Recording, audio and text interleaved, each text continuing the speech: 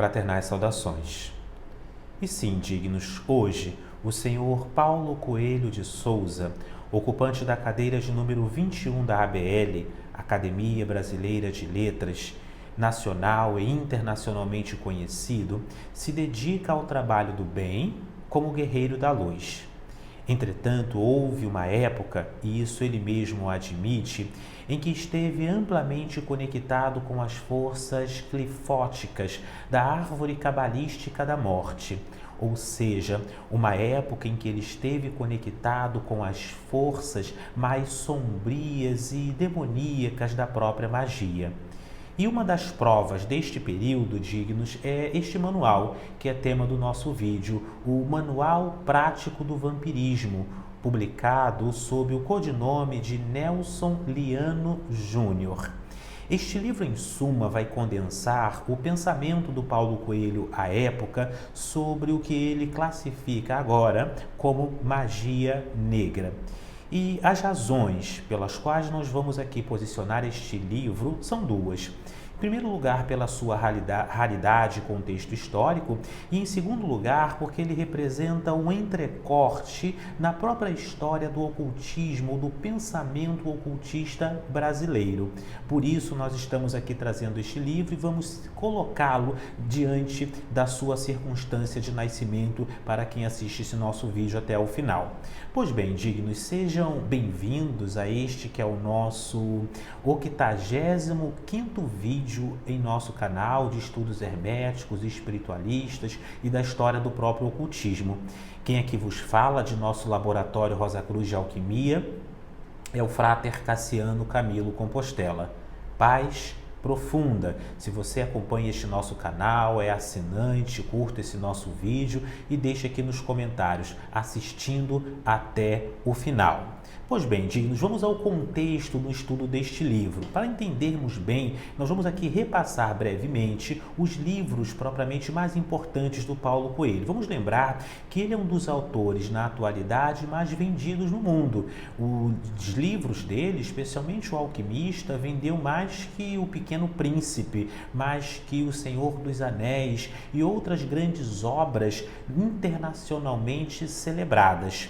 Paulo Coelho ele publica em 87 o Diário de um Mago, e você vou aqui relatar as obras principais. Se você leu alguma obra, coloque aqui a sua opinião, e caso você não conheça, mas tenha interesse em ler, também deixe aqui nos comentários. Em 87, em 88 ele publica o Alquimista, em 1990 Brida, e eu já li esse livro. O livro Alquimista é muito interessante porque traz um contexto ali, um pensamento sobre a alquimia em linhas gerais que tem a sua relevância, devemos dizê-lo. O Diário de um Mago é, na verdade, uma continuação deste livro também, o Manual Prático do Vampirismo. Vamos explicar isso um pouco mais adiante e falar mais um pouco desse livro e dessa época sombria. A partir de 87, com a publicação do Diário de um Mago, Paulo Coelho entra numa outra fase, que é a fase de luz. E é sobre isso que vamos falar agora, antes de retornarmos à fase mais trevosa. Então ele publica em 1990 Brida, cujos irmãos mais antigos vão de lembrar-se, tornou-se até uma novela, né, na extinta Rede Manchete, uma novela que não chegou a se completar. Ele publica em 92 As Valquírias, em 94 Na Margem do Rio Pietro Eu Sentei e Chorei, em 96 O Monte 5, que é um livro que trata da história do profeta Elias, é um livro também que tive grande prazer em ler, é um livro que recomendo também aos senhores. Em 98 ele publica Verônica Decide Morrer, cujo inclusive filme, a reprodução em filme, os senhores podem encontrar aqui mesmo no YouTube. Também é um livro muito interessante do ponto de vista mais psicologista. No ano de 2000 ele publica O Demônio e a Senhora Prim, algo sobre mediunidade, também recomendo a conexão com o astral. Em 2003 ele publica 11 Minutos. Em 2005, Osair. Em 2006, A Bruxa de Porto Belo, também é um livro interessante que trata sobre o sagrado feminino e sobre o poder da grande mãe e da mulher. No ano de 2008, ele publica O Vencedor Está Só. Em 2010, o Aleph. Esse livro já não gostei muito, mas enfim, para quem gostou, coloca aqui nos comentários. Em 2014, Adultério. Em 2016, A Espiã. E em 2018, Rip, que é em que ele trata ali propriamente de um aspecto mais biográfico. Enfim, são esses os principais livros. Mas vejamos que antes de 87, Paulo Coelho publica 2 obras um tanto quanto mais dedicadas aos aspectos mais sombrios, aos aspectos mais clifóticos da própria magia. E esses 2 livros, respectivamente, são, em primeiro lugar, no ano de 1982, Arquivos do Inferno, é o primeiro livro, e depois em 1986, então vejamos que em todo esse período ele estava conectado com as questões da magia, digamos, mais do baixo astral, a magia negra, enfim, a rituais um tanto quanto mais invertidos. Ele publica em 86, finalmente, o Manual Prático do Vampirismo, que é este livro aqui. Este livro, dignos, o Manual Prático do Vampirismo, é um tanto quanto raro de se encontrar.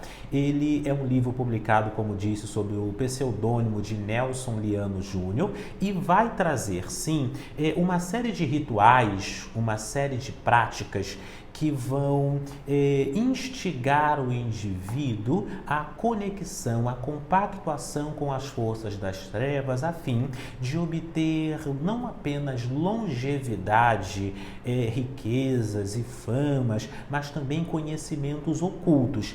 Todo este período, um tanto quanto mais nebuloso da vida do Paulo Coelho, vai representar também um entrecorte da própria história do ocultismo brasileiro. Vejamos que neste período estava com ele ali Toninho Buda, estava o próprio Raul Seixas e outras tantas figuras que fizeram todo um contexto um tanto quanto mais nebuloso da magia brasileira. Esse livro, os senhores podem aqui notar, não parece que ele está rasgado, mas em realidade não. A capa é feita exatamente neste propósito, em que nós temos um vampiro que morde um pescoço, né, de uma moça, e aqui o sangue propriamente escorrendo cria esse efeito na capa. O livro, ele é ao contrário. Então, se você verificar, a capa, o título propriamente está na contracapa. Então, nós temos aqui um livro escrito ao contrário.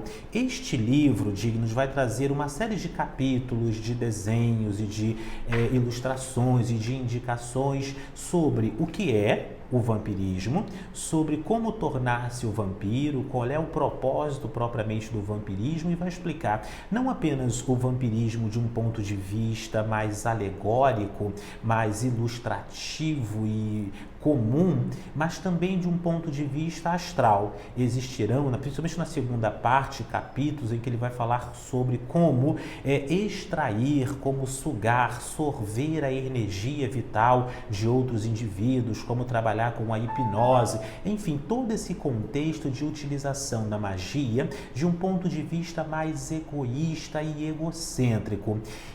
Infeliz ou infelizmente, este livro não tem nenhuma relevância literária.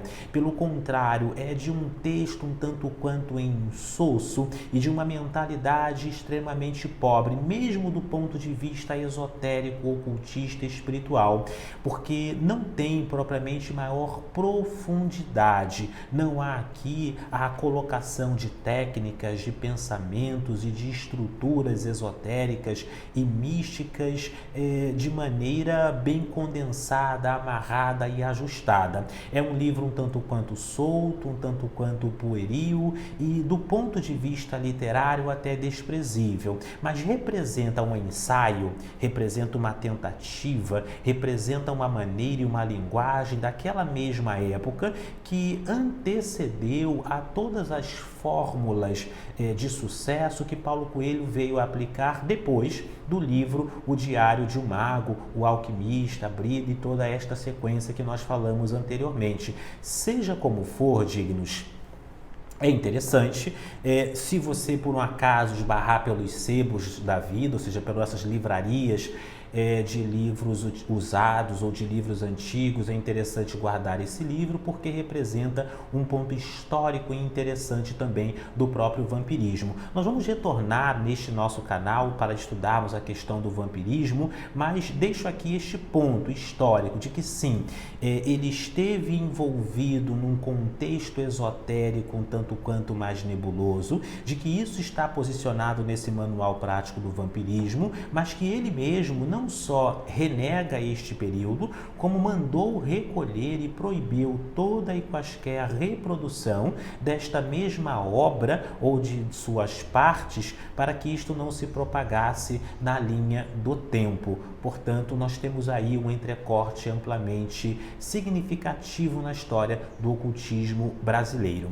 Digníssimos irmãos e irmãs, nós já falamos sobre o próprio Paulo Coelho num outro livro, num outro vídeo aqui, em que falamos sobre a sua relação com Telema e com Aleister Crowley. Voltaremos no porvir para falar sobre Paulo Coelho e Raul Seixas. Aqui quem vos falou de nosso laboratório Rosa Cruz de Alquimia foi o Frater Cassiano Camilo Compostela. Paz profunda.